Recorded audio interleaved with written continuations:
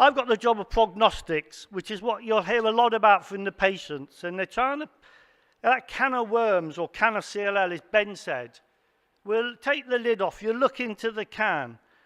And we're simplistic things as doctors. We're simplistic things as patients. We're simplistic things as Commissioner of Healthcare. And we're trying to split everything. Is it good CLL or is it bad CLL? Well, I'll be stuffed if I know after all these years of it, because there's no such thing as good and bad. But prognostics is trying to fit you into that good and bad.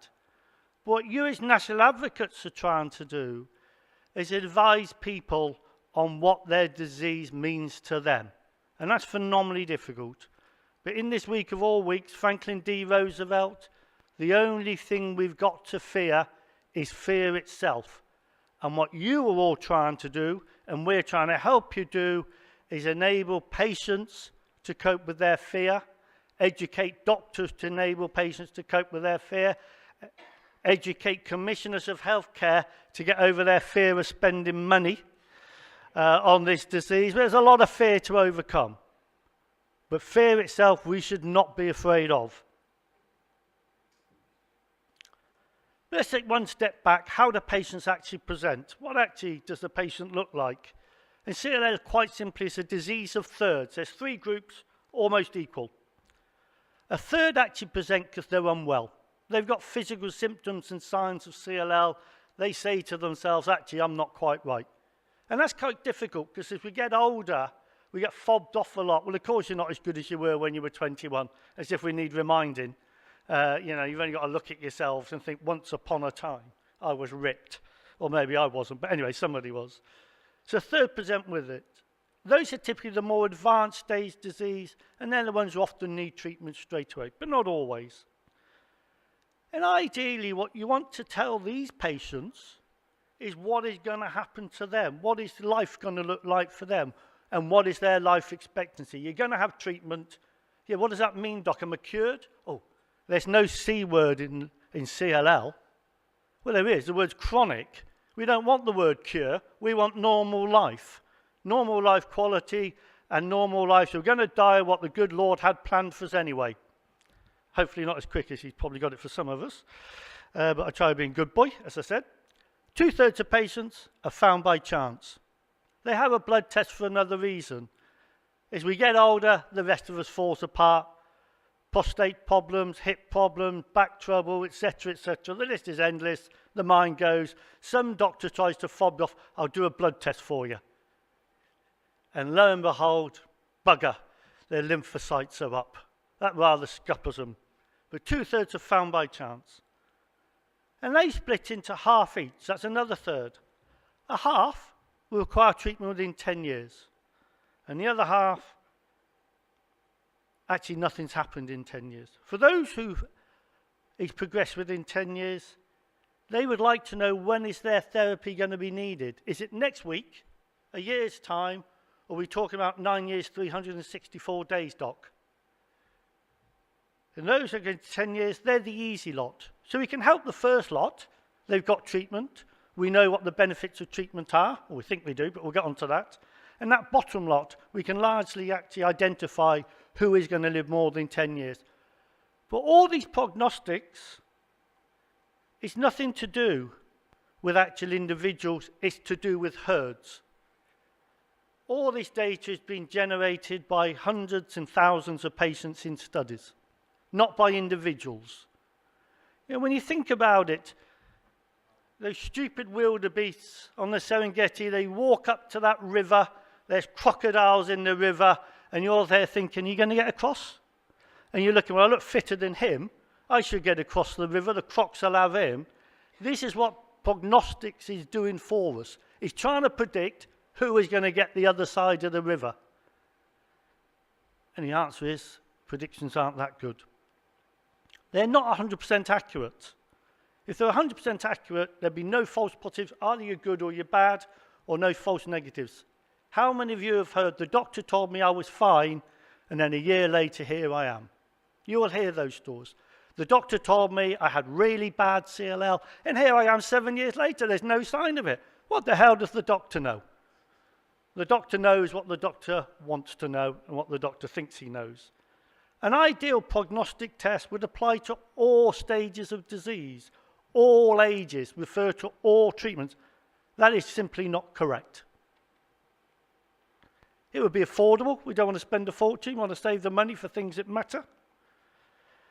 An idea to predict your response to disease and give you an idea when can I have my life back and get on with what's important to me and my family and those people I care about. What we're talking about there is personalised medicine. We haven't got personalised medicine. I do not know what will happen to each of my individual patients. If I could predict the future, I wouldn't be here now. I'll be on a beach, probably with somebody else's wife because I won the lottery. I can predict the numbers. Goodbye CLL, goodbye you lot. I'm a winner, I can predict the future. I can't predict the future. What we're trying to do is guide people and reassure people about their disease. But unfortunately, bad advice is detrimental. And there's an awful lot of bad advice out there. We're talking about herds. What's going to happen to the herd of the wildebeest? What's the average that get over the river? That's what we're trying to talk about here, not personal things. And as you see, there's a whole host of different tests you can do. You wouldn't need all those. You only would need one test. If you had a really good one, it would tell you what's going to happen to you as an individual. We haven't got that. We've got a whole spectrum of them, because actually none of them are perfect, and they're telling us slightly different things. And putting that patchwork quilt together in an individual, they're 38 positive, 70 negative, lymphocyte doubling down, trying to put that together in a meaningful way for individuals is phenomenally difficult. Let's go back. This is original slides of Bnei and Rai, hand-drawn figures, wonderful, way before PowerPoint and Excel and all these other things came along. These were hand-drawn, absolutely brilliant. But the stage still matters phenomenally importantly, and it stood the test of time. Then we go on to these more modern ones. About 10 years ago, CD38 positive and negative, SAP70 positive or negative. But I just point out to you, so here you are, unfortunately, you're CD38 positive. So the overall untreated goes down. But actually, if you're 38 negative, they're still going to get treated. So as an individual, you're 38 negative, thank God for that. 1 year later, you're on treatment. What the hell's gone on there? What sort of prognostic marker is that? Well, actually, they're not very good in all reality, because these lines, if they were any good, would be going along the top. 38 positive, you'd never need treatment. And 38 negative, you'd never need treatment. 38 positive, you'd always need treatment. We haven't got those figures. They don't exist. If we mentioned before, VH mutation status. Are you unmutated or mutated time to first treatment? But I want to just point out to you, the figures on the bottom, 25 years is one of our own studies going back decades. So what we're telling you is 50% will be alive with mutated. We can't tell you which one of the two you're in at this moment in time. We're working on it. So somebody's going to live 25 years. Well, bully who? But actually, is it me, Doc, or is it him? And you couldn't care about him. You're only bothered about you. As Benny's touched on, the fish side genetics, 17p has stood the test of time because it affects your ability to respond to chemoimmunotherapy and how well it works. And it's by far and away the most important and useful as a clinician and the most meaningful for patients of all the tests we've done. But even if I just show here, this is the original donor paper from 2001. This was at a time when we didn't have very effective treatments. That figure, which you'll see reeled out all the time, may not be relevant in the modern era with the modern treatments and the sort of things we now have at our disposal. Ben touched on next generation sequencing. God forbid we're going to go this way. More abnormalities are going to be identified. We can't actually work out the ones we've got. So the fact someone's going to give us a present of a few thousand more, well, thanks a bloody bunch for that. That's really helpful. Excuse me, Doc. SPP3 positive, but I'm SAP70 negative, I'm 38 positive, I've got mutated genes, da-di-da-di-da. Well, thanks a bloody bunch. It actually doesn't help the individual. It helps you tell what will happen to the herd. And we're getting some really big herds now with the international collaboration to use these tests, but you're just getting further and further away from the individual. And individuals is what I deal with. I have individuals in clinics. I don't have the herd all there together. And you imagine getting them in the room to your 30 patient clinic, say, okay, all your SAP70 over there, all your negatives over there. I'm going to talk to your SAP70 positive first, and I'm going to say you may do worse. Not you will, you may do worse. And I'm going to turn to SAP70 negative and say, you may do better. That's a fat load of no use to most people, isn't it? They don't want to hear the word may. They want to hear the word will do better, will do worse. Because even if it's bad news, at least you know where you stand and you can adjust your life in the basis of that knowledge. And as we've seen from Ben again, even cleverer people, the CLL, IPI, get the international groups together based on a load of tests which were devised when treatments were nowhere near as good as they are now. It's almost out of date before we've got it. It's a guide. All these things are guides. And how much use they are to the individual patients is far from clear. Scoring systems, you get the statisticians involved. If you really want to confuse yourself, get a bioinformatician involved. And then we would stand there and we fall asleep. And you think I'd rather be jumping up saying Donald Trump is great than sit here being told about things I don't understand. Telomere length, one of the things we've looked at a lot where I am. Telomere length is quite an amazing test. Up to 10 years. Are your telomere lengths positive, as in longer or shorter? And telomere length is part of the aging process, and CLL is part of the aging process. It's been estimated if we live to 150 years, we will all have CLL. So I think I'll let myself go at 149 years. Yeah, a lot of other things will have gone by then. But, CLL is almost a normal part of aging. Let me ask you a very simple question. Cancer is due to genetic mutation, true or false? Audience participation, I'll make you stand up again. True. Why is the human race the most successful species on Earth? Because we've mutated more than all the other more primitive life forms. To mutate is normal. To get to where we've mutated. CLL is a byproduct of our evolutionary success. Our immune system ages, the CLL clones come through. Our immune system isn't up to keeping it at bay because we're just living too long.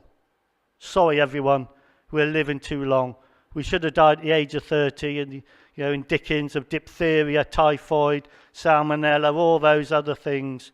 That's what we should have done. We bucked evolution. It's a great problem to have, but we've got to solve that problem. Telomere length is part of aging. This is deaths from all causes. Heart attacks, strokes, whatever the good Lord had planned for us. If you've got long telomeres, you respond well to treatment, your disease is more benign, and you're going to live longer anyway because your telomeres are longer. Why do women live longer than men? It's not because they nag us into an early death. That's incorrect, Nick. Why do women live longer than men? Because women have longer telomeres than men from birth. It's never been a fair world for blokes, ever. 3 CLL patients are male to every 1 female. It's never been a fair world. Bit more telomere length, we'll go on to that. So actually, what do we really want? What we want as a prognostic is what is going to happen overall. What actually is going to happen to me. Predictive is what's going to happen with a specific intervention, like a chemotherapy regimen. And the two are actually slightly different. And we're going to see more of that as we get more and more therapies. And what we're going to work our way through is which patients actually do better with which treatments. So let's go back to CD38. It's a poor prognostic marker. You've all heard that? Well, actually, that's just not true if the treatment you receive is FCR. If you get the right treatment, it's not a poor prognostic marker. If you had FC or chlorambucil, then it is still a poor prognostic marker, but not if you get FCR. So bad news, got CD38. The good news is I'm going to get FCR. 11q deletion is a poor prognostic marker, the one down from P53. I'm sorry, it's not. Not if you get FCR. You do just as well if those who haven't got 11q deletion. V8 mutation status, back to mutated, unmutated, is still just about matters. I like hazard ratios. That's the risk. 2 to 1 means you're twice as likely to do badly as this. This is 1.77 times survival. But even that is coming together. So our treatments improve, the prognostic markers matter less. If we had a treatment that cured everyone, no one would be talking about prognostic markers, we'd all just be having the therapy. There's telomere length, still splits them, risk 2.6. So even our best marker, even that is moved together. Because in fact, on the previous slide, which I flipped through, if you didn't get FCR, that ratio is nearer 6. So if your treatment improves, the prognostic markers matter less. One of the important things is we're now seeing with RFC, through down sacrifice mutation, if you're mutated VH, in this study, half of them have prolonged survival and may well be cured, by which I mean they may never need treatment again. This is 50% in this study. The MD Anderson study was nearer 80%. So if you've got mutated CLL, actually FCR is probably your best chance of a normal life, provided you don't get complications of FCR. And that's the unknown bit. But if you could guarantee you're going to get through FCR, it's by far and away your best treatment. As I say, we're probably looking at curing some patients. P53 we touched on before. Here's the FC versus FCR from the German CLL8 study. They're still 17p, plummeting down.